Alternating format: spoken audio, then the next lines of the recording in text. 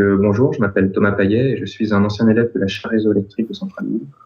Et je suis actuellement chez RTE où j'ai travaillé à la préparation de l'éclipse du 20 mars dernier. Donc lorsque l'on a commencé à étudier le phénomène, à RTE, on s'est rendu compte qu'avec le fort développement des panneaux photovoltaïques, des panneaux solaires, en cas de ciel dégagé le jour de l'éclipse, on pourrait perdre très rapidement la production de panneaux photovoltaïques en France et en Europe, puisque l'éclipse touchait toute l'Europe en même temps.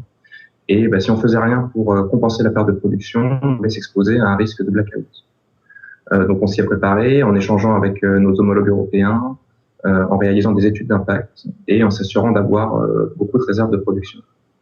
Donc finalement, le jour J, on n'a pas vu grand-chose en France puisque le temps était couvert, mais le temps était dégagé dans l'est de l'Allemagne et dans le nord de l'Italie où il y a beaucoup de puissance PV photovoltaïque installée. Même si on n'a pas vu grand-chose en France, les mesures qu'on a prises ont servi à l'équilibre du système européen.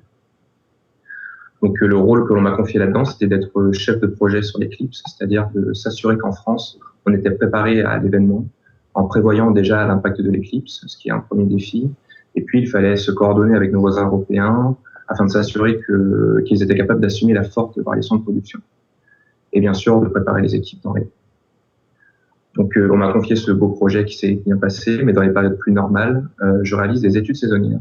C'est-à-dire que j'étudie l'équilibre entre la production et la consommation pour l'hiver et pour l'été à venir, afin de voir si on aura suffisamment de production pour faire face à la consommation française, en cas de vague de froid, en hiver, ou en cas de canicule. Donc finalement, je suis rentré relativement récemment chez RTE, c'était en 2014, et clairement, le fait que j'ai pu suivre la chaire réseau électrique m'a permis de m'intégrer rapidement dans l'entreprise, d'y progresser rapidement, puisque la formation de la chaire réseau m'a permis de traiter de nombreux sujets différents, que ce soit les problématiques d'équilibre offre-demande ou sur des problématiques réseau, ou plus généralement sur le fonctionnement du système électrique européen.